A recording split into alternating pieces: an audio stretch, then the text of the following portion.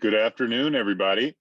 Welcome to our 16th installment of the Lunch with Eaters Lunch and Learn series. This is a monthly Lunch and Learn program built specifically for you, our UCI alumni and friends community. Happy to see everyone today. Thank you guys for joining us. See some friends in the audience already, some alumni leaders. I'm going to give a few shout outs today.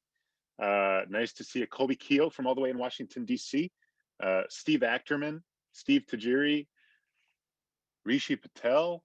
My goodness, more engaged alumni. So it's great, and this list is growing. We have more people jumping into the participants list. So great to see everyone. Thank you for joining us today. Yes, Rishi, great to see you. Everyone in the audience is muted, just so we can eliminate background noise and streamline the program. However, we want everyone to participate as much as you can, and you do that by submitting questions in the Q&A, and you can chat as well. So Kathy, who's going to be our featured speaker today, she's going to have a program, and we're going to learn the Insider View Into Esports. And then we'll come back to a Q&A session from the audience for the last about 15 minutes of the hour. And then we'll try to wrap up exactly at 1 o'clock. So submit those questions throughout the program so that you don't forget them, and so that we can get to as many as we can in that last 15 minutes. So wonderful. The audience is really, really impressive today. There was a lot of interest into esports. And as you may have heard, you may know a little bit about it, but UCI is an industry leader in esports across higher education. So very exciting to learn more. Without further ado, I'll introduce our featured speaker so we can get into esports. Our featured speaker is Kathy Chiang. She is the Assistant Director of UCI Esports. She manages the arena, oversees program staff, and leads key initiatives, including training programs, outreach, summer camps, and operations for the esports conference.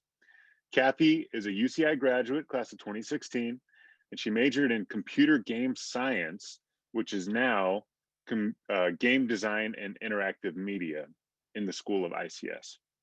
She was in the inaugural class of that major. Furthermore, tomorrow is her birthday, so I feel very excited to have Kathy join us today. Everyone, give her a big eater and a big happy birthday welcome in the chat. Kathy, welcome. Hi, everyone. Thanks for having me, Jeff. Hey, it's our pleasure, Kathy, and thanks for being available for this event. It's great to talk to you. Obviously, there's a lot of interest around esports, and you've been involved since the beginning. But you're also a UCI alumna, which we're obviously very proud of. Any alumni who are on the cutting edge, doing interesting things in their careers, and you certainly are doing that right here at home. So your experience with UCI goes back, and maybe you could start off by sharing your favorite couple of UCI memories. Yeah, of course. So these are definitely going to be a little skewed toward gaming because that was really the core of my experience at UCI, even as a student. So the first memory that I would like to share is actually from freshman year. This is what really solidified my motivations for getting involved in games on campus as an undergraduate student. We had a group of five hallmates that met up in one of those tiny Middle Earth dorm rooms. It was a double. And we had all met previously, obviously, through the hall. And in SPOP, the orientation, we actually met a bunch of people and found out we all loved playing League of Legends. So that was still today, one of the most popular multiplayer games online. And at the time was kind of just blowing up around the high school and college audience. So we crammed all these people onto two beds, in that tiny space. You know how small it is, like twin beds with laptops on our laps and kind of like all squeezed in together playing on Wi-Fi since we didn't have enough Ethernet cords. And we had our first in-house kind of tournament in that tiny, tiny room. And I just always remember that experience because it was super janky.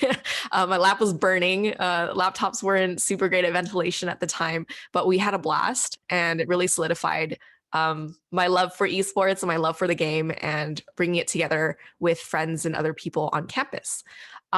Second memory, I would say, would be a highlight of a really large event we were able to pull off in 2016 called Press Start Irvine.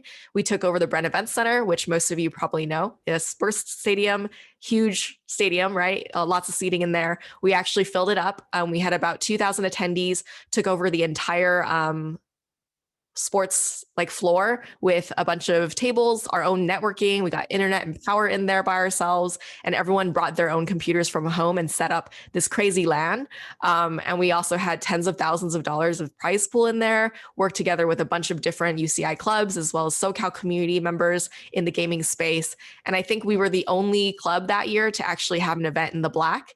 And that is actually what got us noticed by UCI and eventually led to our journey becoming an official esports program.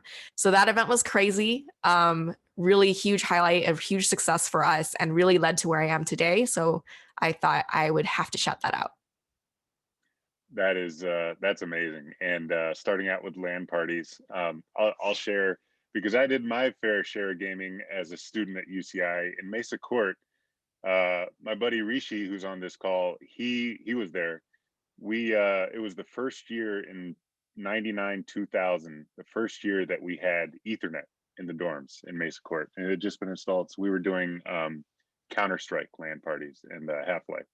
Nice. So I didn't go as far as you turning it into a profession, but good on you creating that first event at the Bren, because yeah, a lot of stuff has stemmed from that. So you played League of Legends. Do you have is that your favorite game still, or do you have any other favorite games? Honestly, I haven't really played it too actively now for about 6 years, basically ever since gaming took over as my full-time job.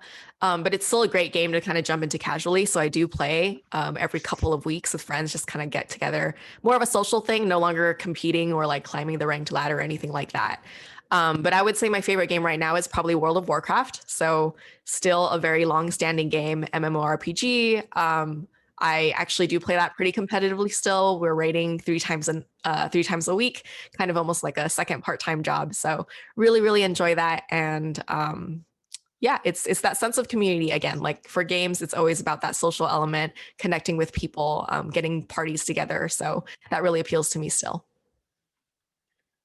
That's awesome. Now, lots of games, and when you go into the Esports Arena, which we'll hear about more today, there's a variety that are available to the students, and I'm sure it's always changing and updating, but a constantly evolving landscape in esports, obviously different titles and whatnot. But UCI, as people may have a feeling for, have known in the news, we became the first public university to create an official esports program. Can you go a little bit further into how that came about? Yeah, so that's something we're super proud of course. First public university and also known worldwide now as being one of the most comprehensive. So really how that began is when I came here to UCI as an undergraduate student in 2011, there were a couple gaming clubs already doing pretty well on campus, especially around fighting games and StarCraft 2 at the time. So when we really built up the League of Legends club, that eventually became the Association of Gamers, which is one of the clubs I co-founded. That was a game agnostic club, really focused on trying to bring the whole community of gaming together. We really, at that point, was able to grow something that was campus-wide and recognized by a lot of different fans. As you mentioned, titles are constantly changing. So that was our way of making sure we were getting as many students involved as possible. And that led to Press Start Irvine, which I mentioned earlier, which I really think was the first event that really got on kind of administrators' plates. They were looking at this, they were looking at the numbers, they were trying to figure out how did they do this? Why is gaming is bigger than a lot of people imagined at the time. So that was when Mark Deppy, who's our current director of esports, he was working in student affairs at the time. I think he'd been at UCI for about 3 or 4 years at this point. So he knew people pretty well in the student affairs space across campus. And so he actually approached me and was asking for help as an advisor because I had established some communities in SoCal at UCI, and he wanted to use that expertise to kind of advised this process of potentially getting esports into an official department.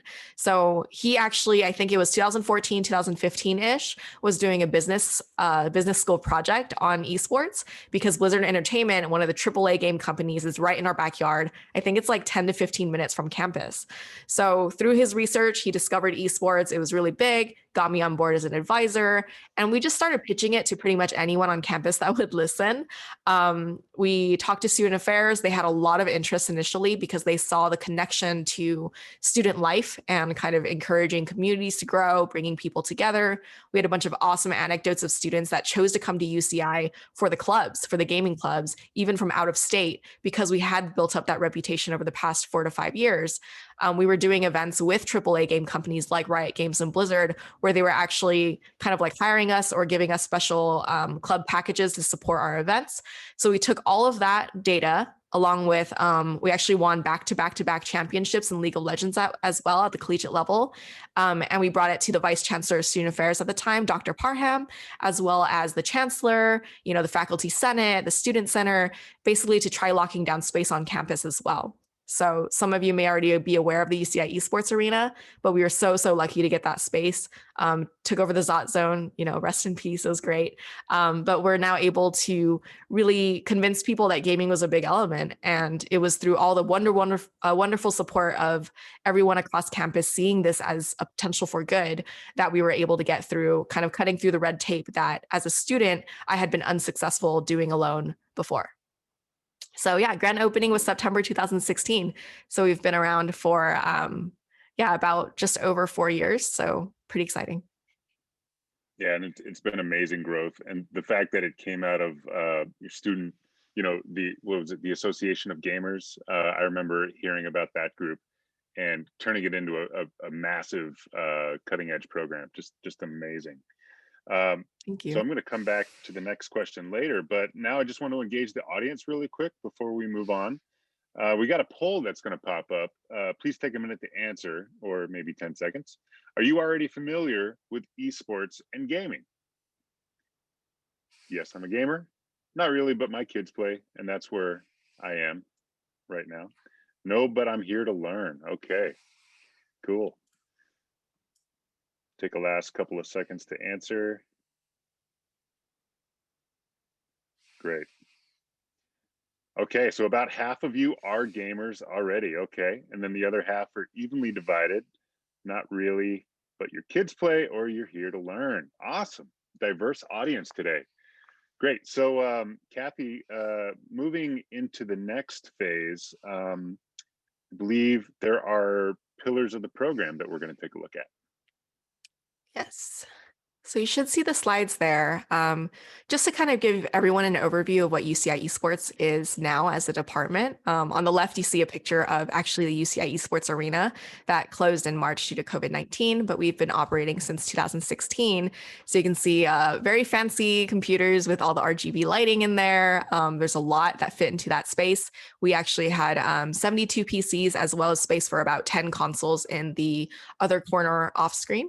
And we would, during large events, we'd actually take over all the tables outside as well on the student center terrace to accommodate more gamers. So it's kind of hard to see in the background, but there's a tiny space near the end of the wall that is dedicated to our scholarship players. So they practice there. They were there almost all the time. They do the homework there. It was a really cool community to be a part of when we were still on campus. But going back to the 5 pillars, these are basically the focuses of our program. So the first one is competition. We have 2 scholarship teams currently, League of Legends and Overwatch, in which we offer about $6,000 in scholarships. And we also have some substitute players and junior varsity teams occasionally that are at $1,000 scholarships. And these teams are fully staffed. Head coach, assistant coach, managers. We have an exercise physiologist that runs them through workouts and nutrition, as well as a team psychologist that just left UCI, so we're trying to fill that spot, but he used to run them through wellness workshops and kind of conflict resolution, mental health, all of that great stuff. We also have a full-time staff member, Hillary Fan, who is our player support coordinator, that works full-time just making sure that they are doing well as students, checking up on GPAs, going over resumes and job interview workshops. So we are really dedicated to this idea of creating great citizens out of the players, and their top priority is still graduation, although they are competing and practicing rigorously on the side.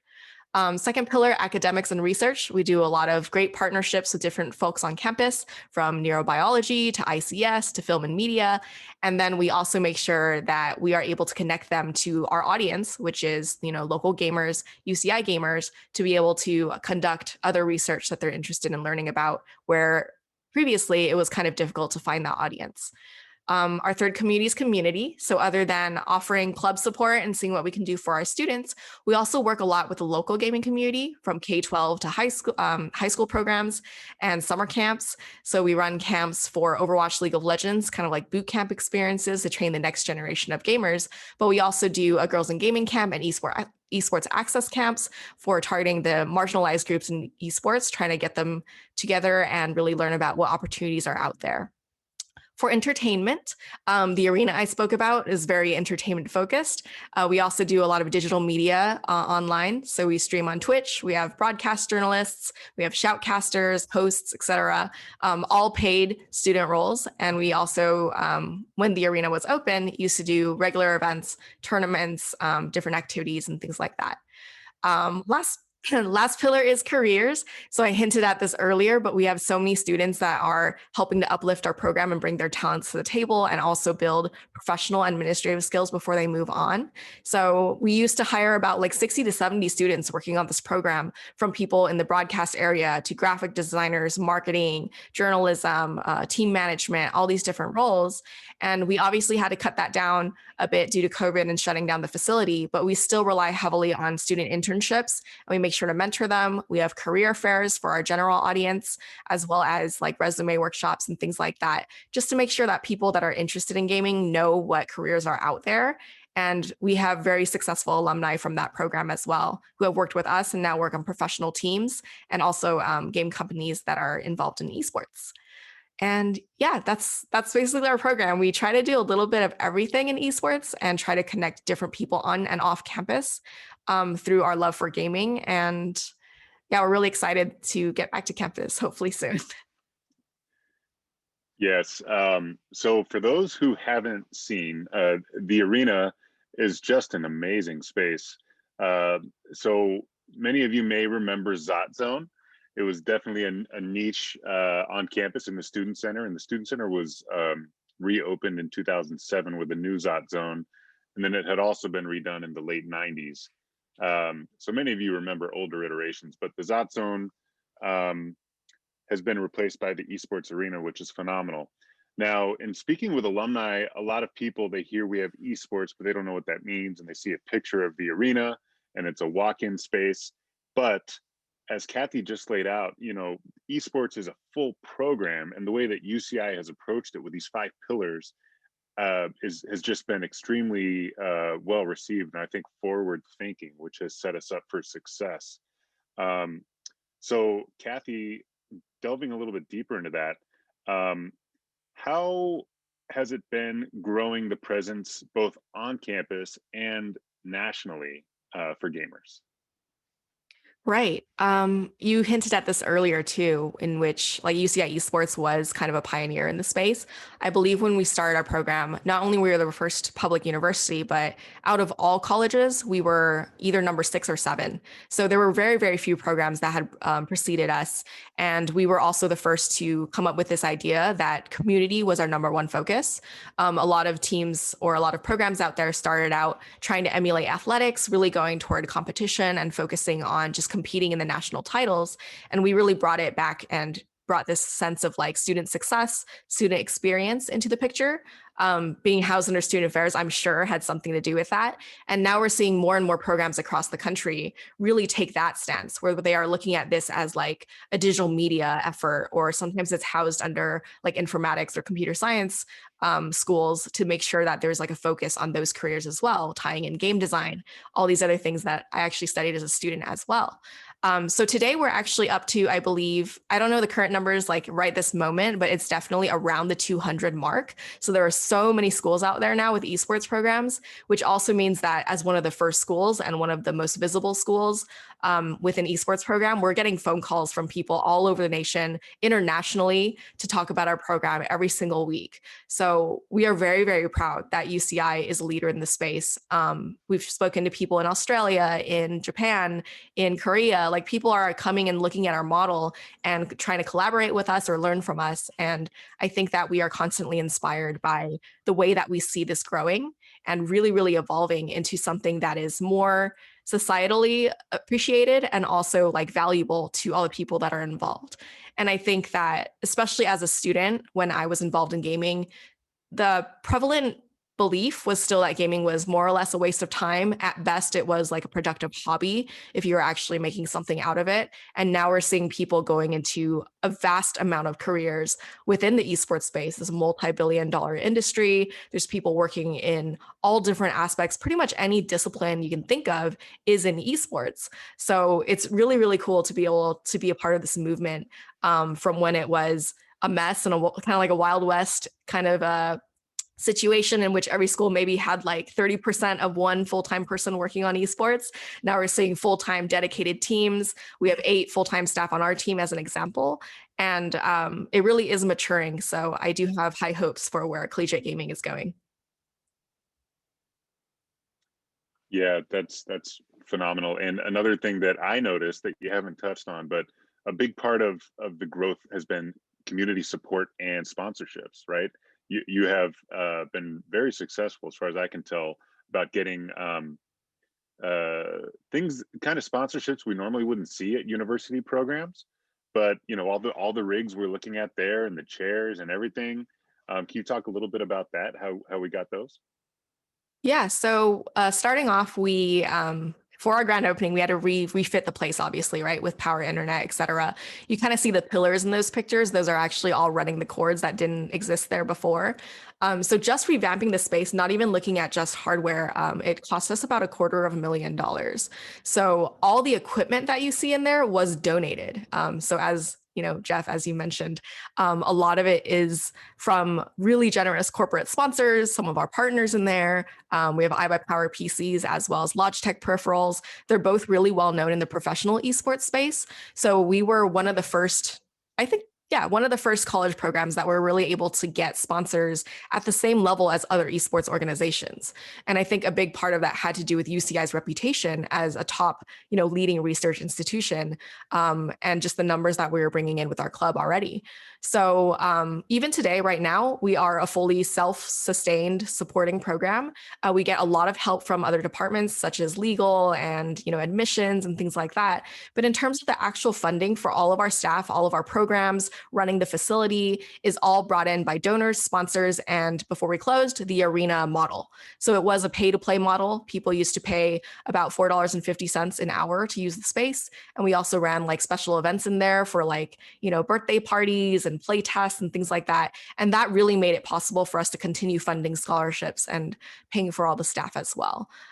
So yeah, that is very unique, even among college programs, not to speak of higher education departments, in that we funded ourselves and that we were able to acquire really, really great support over the past couple of years.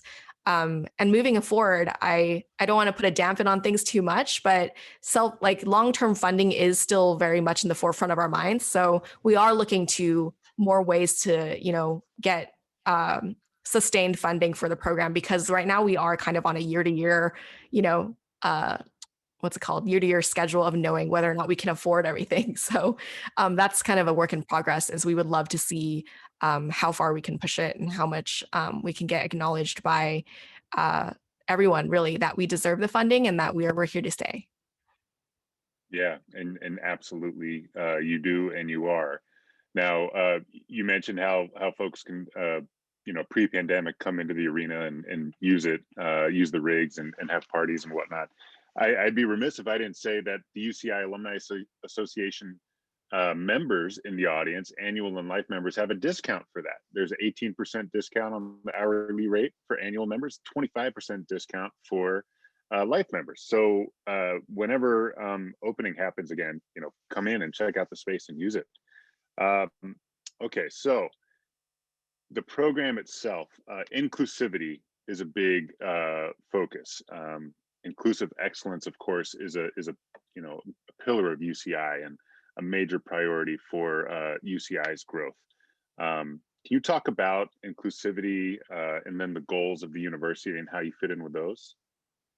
Right. I would say kind of the two goals of the university we align most with is inclusive excellence and then research, right? We really care about these two things. Mm. And when we first started the program and we were pitching to all the different groups I mentioned, kind of the main criticism that we got, which is very valid, is that we don't see a lot of different genders and races and types of people represented on the screen. If you watch any professional esports event, you tune into Twitch, you're watching like the world finals of this game or another, you really do see that the space is still largely dominated by white and Asian male players. And this is kind of a thing that everyone's been very aware of, and not just among players, it's among broadcast talent, who's in front of the camera, who are running these companies. And so this essentially, as gamers ourselves too, it's something we've noticed. There is a lot of there's this kind of infamy around gaming, but I think internet culture as a whole, that there are a lot of issues that need to be discussed and a lot of issues that need to be addressed around the lack of diversity, the lack of inclusion, exclusive spaces, toxic behaviors.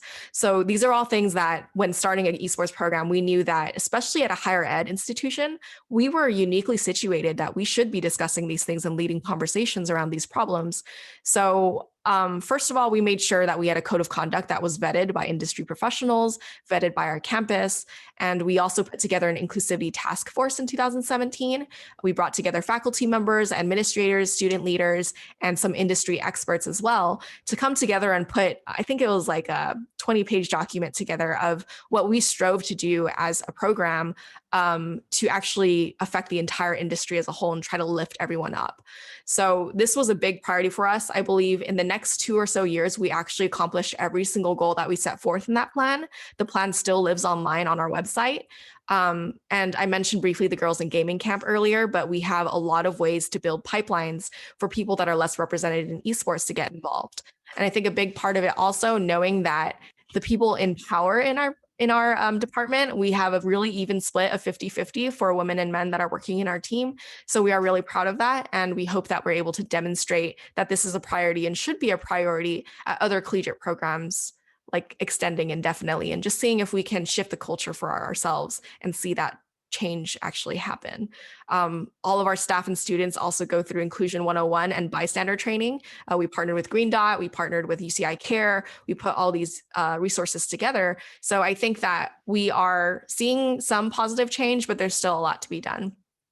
And I do want to touch on the research aspect of the university goals as well. We do have a bunch of awesome research partners on campus. And I want to highlight 2 projects in particular. One is with neurobiology, the Stark Lab, in which we had, I think, 2 years actually working with them, in which they would take over the arena in the mornings before we opened and actually bring in like new gamers that were not playing Minecraft regularly. They did a bunch of different activities and tests within the game. Minecraft, for those who don't know, is like a sandbox game. It's where you can build, you can break things, you can create things, you can fight monsters. It's kind of like you make what of it you will.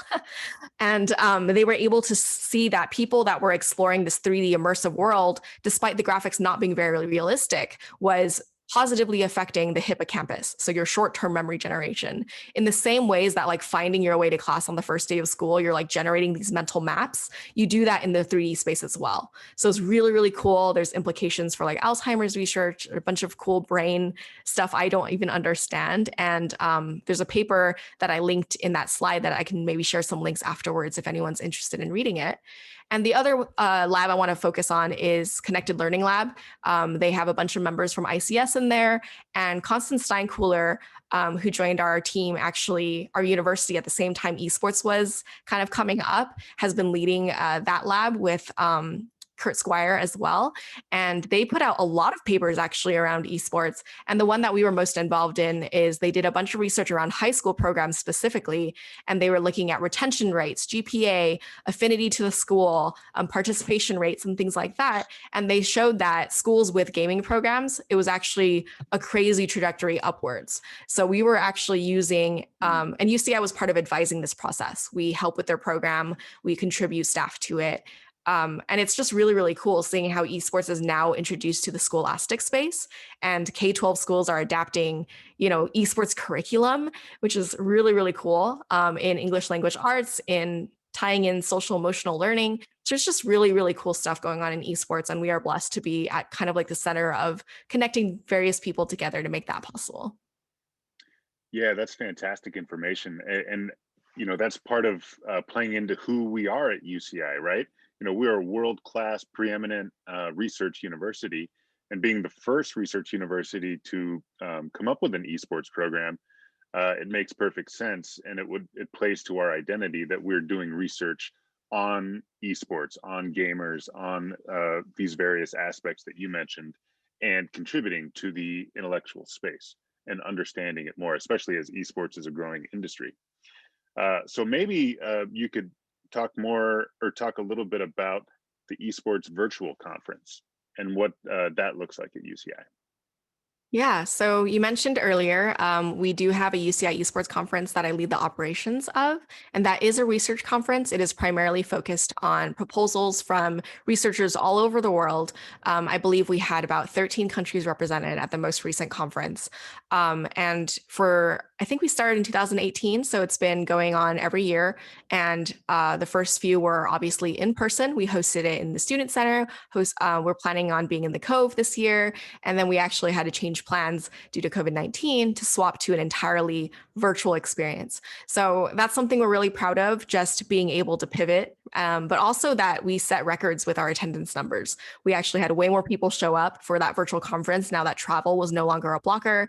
And essentially the conference was focused on 3 tracks. We had one for research done at the university level and just looking at, how does the mouse affect your gameplay? How does fitness, affect the mentality of our players, all these different types of topics within esports. Then we had a track focused on practitioners. So we're looking at people in the collegiate space, maybe directors of programs, administrators looking into it, K-12. We had boards of education coming to these conferences just to talk about like how they can implement at different levels. And then we had a track entirely dedicated to the K-12 space. So we're looking at educators, using tools from different companies. We had Microsoft keynote talking about Minecraft and how that's used in educational spaces, and really kind of built up a reputation that the UCI Esports Research Conference is now a standard for research conferences across the esports industry. So we're really proud of that. We partner with Connected Learning Lab to run it, as well as NASEF, North America Scholastic Esports Federation, a K-12 youth esports organization that was founded by the Samueli Foundation, which we know have close ties to UCI. So we were really proud to be able to give back to that effort. And yeah, we want to do it again this year. It's October every year. So we will be putting out more announcements now as we try to figure out whether a hybrid conference is possible or if we need to go the virtual route. But for those that are familiar with the gaming space, we used tools that were familiar to gamers. We used Discord, we used Twitch, and we also used Zoom for some of the webinars. And it was a really cool experience to bring in researchers that maybe weren't familiar with Discord, that was maybe their first time using it, were then inspired that, wow, Discord is such a powerful space. It's a text voice channel, kind of like Slack, but for gamers, that is now being used at events all over the place. So we're really proud of being able to pioneer that. Yeah, that's great. And that when the conference comes back, that's open to the general public and our alumni, right? If they want to participate. Yeah, it's an international conference, so anyone is welcome. We do have special rates for graduate students that are doing their research, and we usually have some undergraduate student programming that is free as well, that's separate from kind of the main conference. But yeah, the audience is any practitioner, anyone learning about esports, any researchers that want to attend are able to purchase the pass and join us. Great. It looks like Casey Thomas in the audience. She participated in the conference and said it was great, which is I'm sure the case. So thank you, Casey. Thank you for that, Kathy. A quick reminder to the audience, we've got some great questions already, but we're going to move into Q&A in just a little bit. So think about your questions, get them in the Q&A. But a couple more questions directly for you, Kathy. Number one, how has COVID affected the program? With the pandemic, of course, we have the arena, but there are other aspects to that too. How has that affected esports? Right. This is something we're seeing across all of esports is everyone's trying to pivot now. A lot of live events were canceled for several months before they reopened them up in like bubbles with constant testing. So for our department as well, our main priority and concern was that we were losing out on engagement opportunities with our students. And I think across the board, across every campus department, that's been the big challenge is how do we reach students? How do we support them in these difficult times? How do we use esports as a way to motivate them and keep them connected to, their peers and to their friends and things like that. So for us, we were really lucky that we already had a community on Discord, which I mentioned earlier. So we continued to engage in that way. Still, we're trying to pivot a bunch of events like the conference to an online format. And I think the biggest effect really has been, unfortunately, we can't keep the arena open in a safe way. So it's been closed indefinitely for the moment. We closed down early March. And we already came up with a bunch of return to campus plans for if we do reopen, the arena would be, obviously spaced out a lot more than the picture you saw earlier. We would make sure there's a ton of rules around sanitation, swapping out equipment, checking in, single one-way kind of walkways and things like that. So what we were able to do so far is lend out equipment to students that did not have equipment from home. So especially players that need to have really powerful machines, we had to think about ways that we could properly give them access to certain resources. And we've also been doing, we shifted our intramural program, which we ran with campus recreation, entirely online as well. We used to run like one esports intramural every quarter. And then when we swapped to a virtual interface, we were actually able to sustain 9 games at a time. So I don't know if anyone here was in the staff and faculty intramural. We did a Scrabble game as well, a Scrabble tournament for the quarter as well. So that was a really good experiment of seeing crazy attendance numbers as well. I think we had over 200 participants across all 9 titles, which is more than we usually get for intramurals, because in person we're limited to that physical space. So it was inspiring as well to see how, because esports lives online so much anyway, we were able to kind of use esports to reach out to different groups on campus, not just our own audience, not just our own players.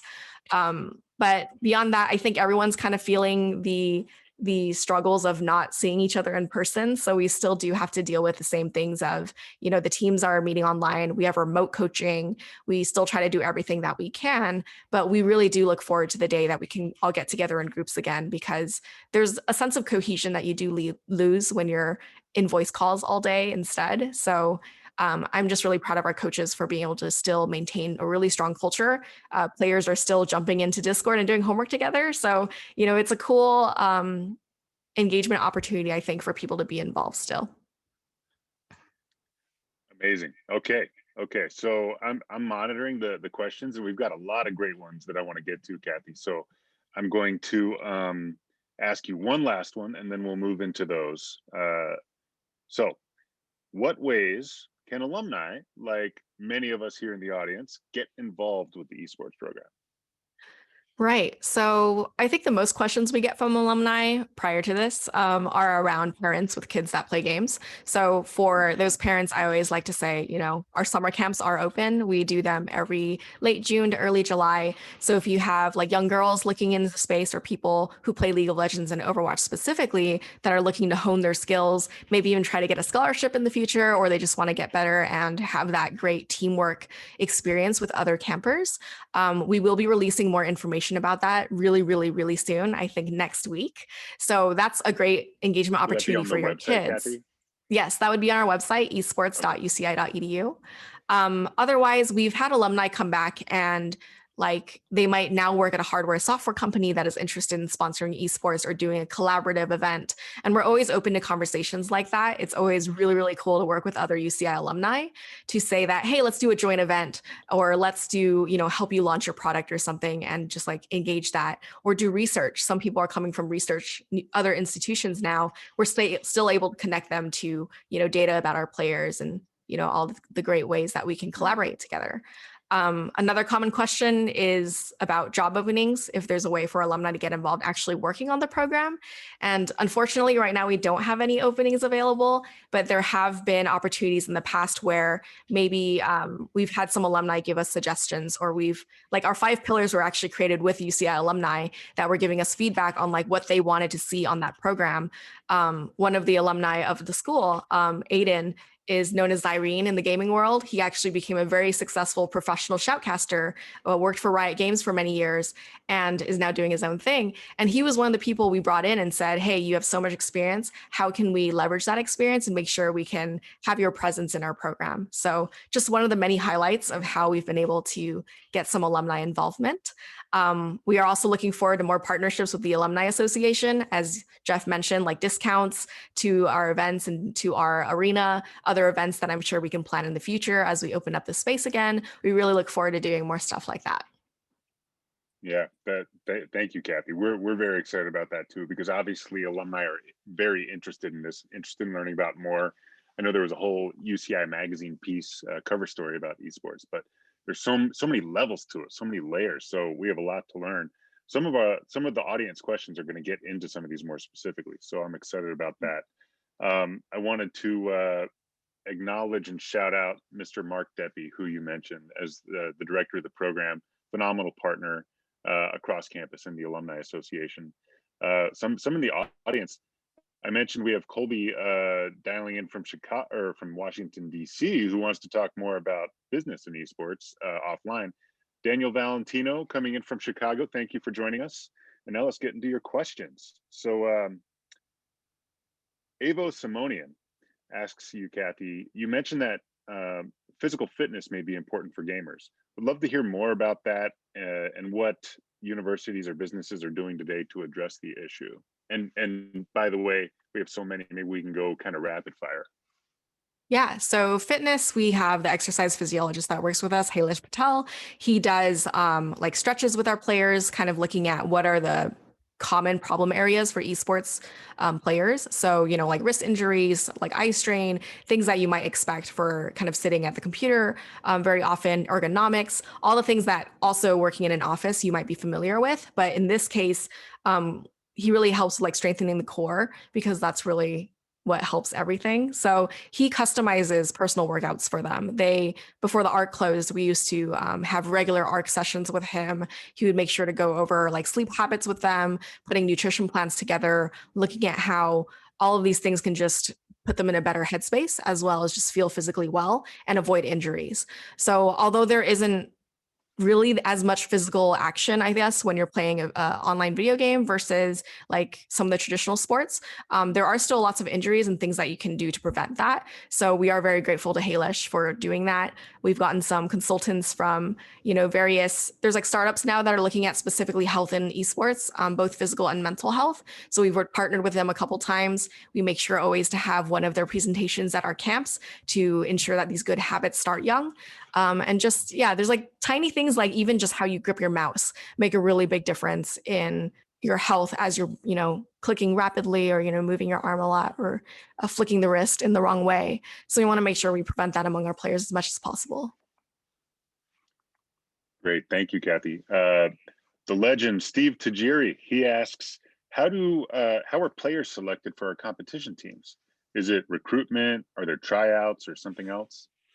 Yeah, we try our best to recruit in terms of scouting out who is already planning on coming to UCI. So unlike some programs, we make sure that they have to be incoming or existing UCI students before they can even get to tryouts. So we don't really do like aggressive recruitment from outside, but because of our reputation, we've always had a really strong talent pool to choose from. If there's someone that's very promising, we've had maybe 2 or 3 professional players that have reached out kind of asking like, what would that transition look like? What are the steps to get in my UC app and things like that? We do have some free kind of like consulting with them to say, here are the steps, here are the tests you need to take, where to get your transcripts, et cetera. So we do have some hands-on effort from that. But otherwise we just make sure people know that they have to meet the high requirements of getting admitted to UCI before they can consider playing on our teams. And the way that the teams work is we do tryouts at the beginning of each year. Rosters are locked in for 1 year guaranteed. That comes with the scholarship. So you have to participate in practices, scrimmage matches, the matches on the weekends, official national tournaments that we're joining with like 200 to 500 other schools in the nation. And during that tryout process, we look at in-game ranking, we look at past team experience, competitive placings. We look at their communication skills, leadership skills, how well they can be coached. And we combine all of this information over about 1 or 2 days. Used to be hosted in the arena. Now they're done completely online. And then at the end, when we narrow down some of those players to maybe our top 10 or our top 7, we do culture, motivation, interviews with them to make sure that they know being a student, graduating is the top priority. We try to understand what majors they're interested in so that they can still be a successful student. And we also make sure that their motivations for being involved is to stay, about the 4 years that's expected. And just really understanding that, they're going to be good citizens while they're a part of our program. Yeah, and that's a great hallmark for UCI is all of our athletes, esports and athletics programs have to meet our requirements to get in. Now, really quickly, Janet Delisle follows up on that. If an incoming student, say a high school senior, wants to be evaluated for esports, is there a direct way for them to indicate their interest?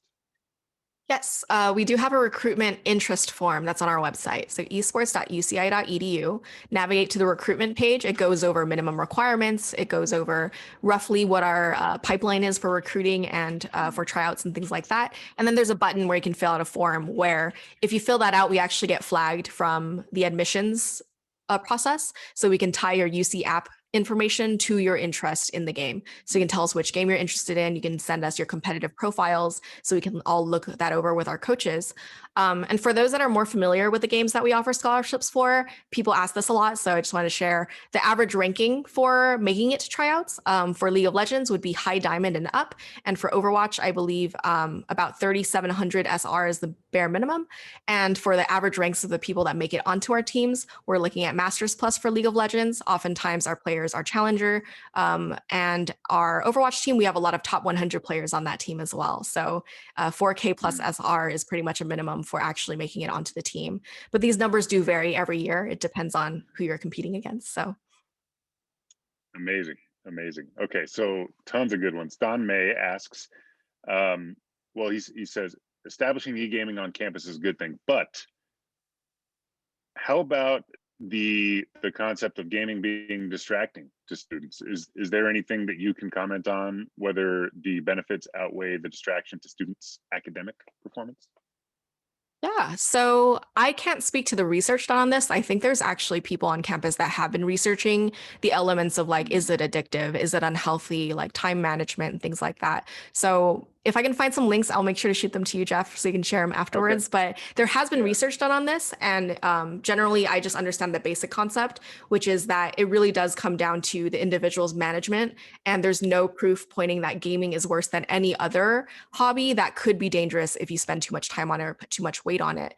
So, of course, gaming can be distracting. For us, we really want to equip the students with tools to make sure that they aren't falling into some of those common pitfalls. And so far, I can share that our student GPAs involved in our program for our scholarship players specifically is above average for UCI.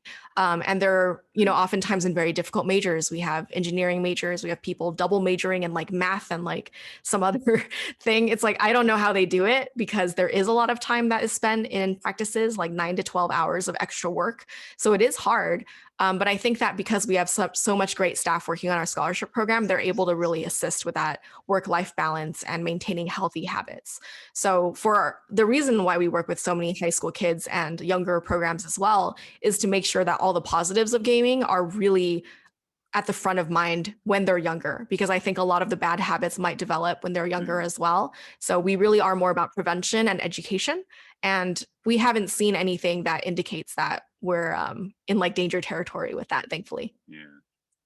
Yeah. Well, a great transition. Muriel Frances Hoyle finds it fascinating that we have a staff psychologist dedicated to the gaming space. So is that another resource that talks about the implications of gaming and mental health along the same lines? Right. We do we have the full-time staff that focuses on wellness, more about check-ins and like bringing resources to our team. But we did have that team psychologist who, Dr. Dodson, really want to shout him out. He had worked with athletics, students as well. So he had that experience of like the high competition, the stress, the time commitment, and really brought his expertise to our esports team. So without him, we probably wouldn't be in as good of a state as we are now. Just really, really lucky that we had the experts on campus already from our counseling center, from all the different resources, and we're able to bring that into the esports element on our teams. And I think that when we first started this, when we first started partnering with Dr. Dodson, actually a lot of professional esports teams didn't even have anyone thinking about fitness or health or wellness or mental health.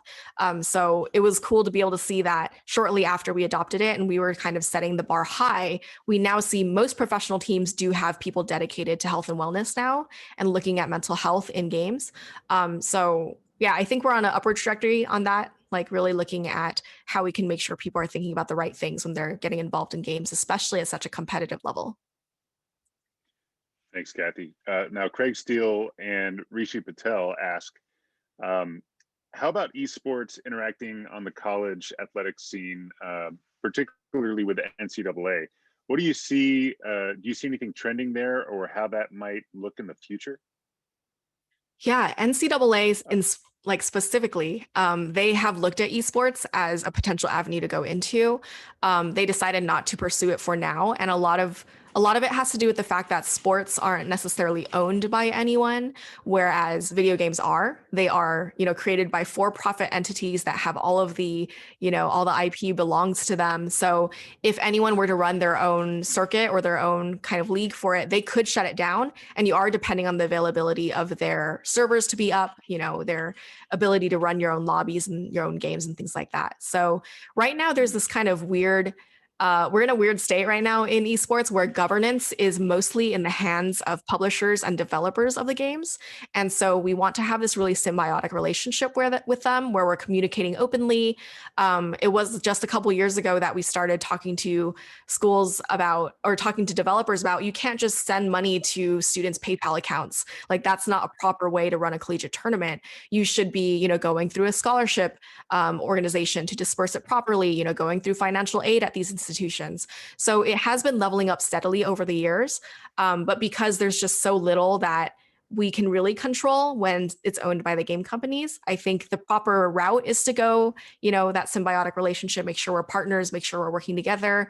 Thankfully, UCI has some really good relationships with both Riot and Blizzard that run the games we play. So we're constantly giving them feedback. Mark actually sits on the Riot Scholastic, I forget what the exact name is, basically their advisory committee, which governs all of the League of Legends tournaments. He is a member on that. And there's a bunch of people from like the Big Ten conference, different conferences in athletics that have a say in it.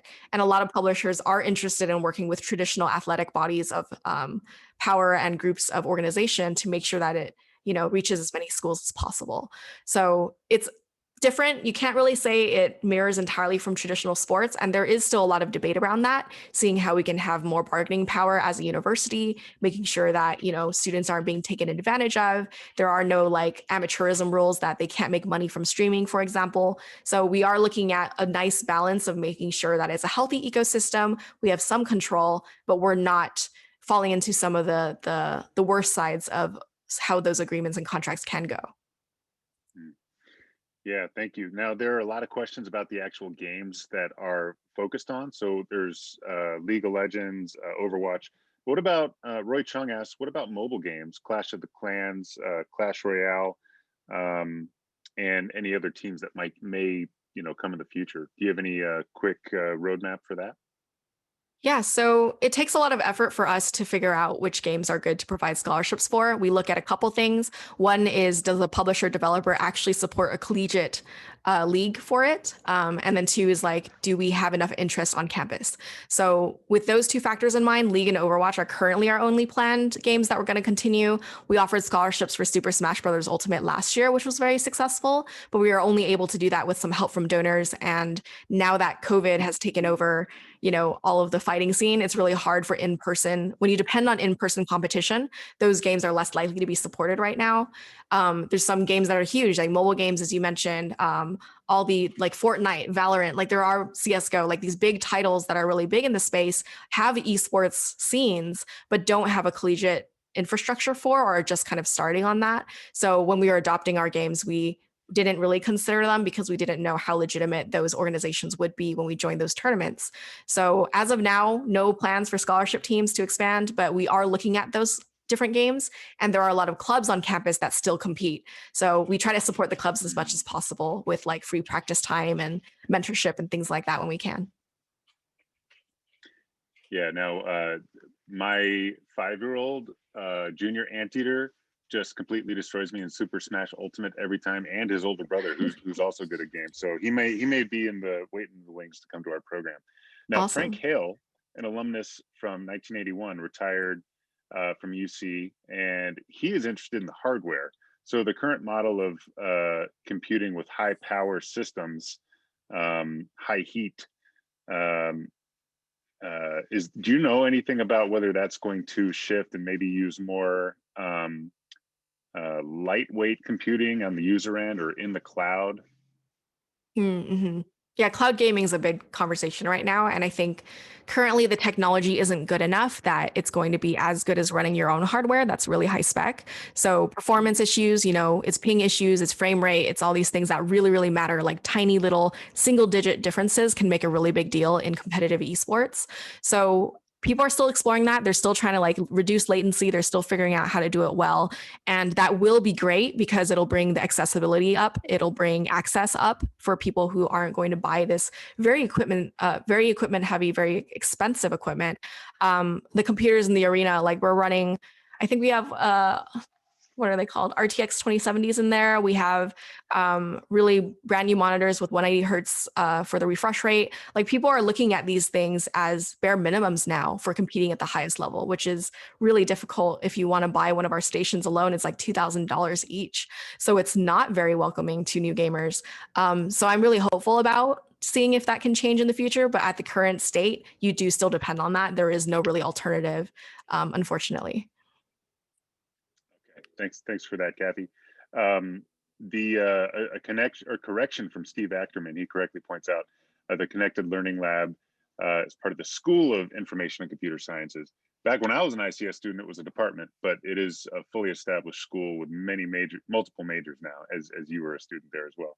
Okay, yes. So we're at the end of the hour. We have a lot of good questions. So what I'm going to do is take some of these down and send them to you, Kathy. Maybe we can get some answers and send them back out with some of the resources that you said, that you had mentioned.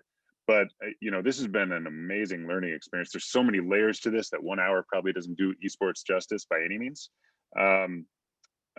Following the 5 pillars, of course, there's so much detail in all of those. So I want to just take the opportunity to thank everyone in the audience for so much enthusiasm. There were many people who attended the esports conference. We have folks from other colleges and schools who have aspirations of starting esports programs and being directors of programs and things like that.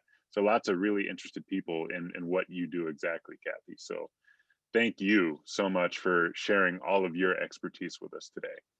Yeah, thank you so much for having me, and thanks for everyone else for attending as well. Yeah, there's a high interest from the alumni community in what you do. So we would love to promote the conference and any other programs you have where alumni can learn more. So I invite everyone now to go to the esports website. We'll send follow-up information after this event with some of those resources Kathy had mentioned. And yeah, thank you all for participating today. This was fast and furious, lots of great information. So once again, everyone in the chat, let's give Kathy a little birthday shout out. Happy early birthday. And thank you so much, Kathy, for joining us today. You were awesome. Thank you so much. Now, now our next Lunch with Leaders event is going to be on March 12th from 12 to 1 as usual. You can email us if you have any further questions at alumni@uci.edu. And this webinar was recorded. So all that information will be sent to you in the video for this event. We'll archive it and it'll be available in posterity. So thank you, Anteaters, far and wide, around the country, around the world, for tuning in today. We're thrilled to have you. Hopefully you can join us. I have to give a big shout out. We have our annual homecoming tradition coming up February 26th and 27th, but it is called Stay at Homecoming. So we're going to have a lot of fun with it, a full weekend of virtual programs, and register now at homecoming.uci.edu. Thanks again for joining us. Have a great weekend. Take care.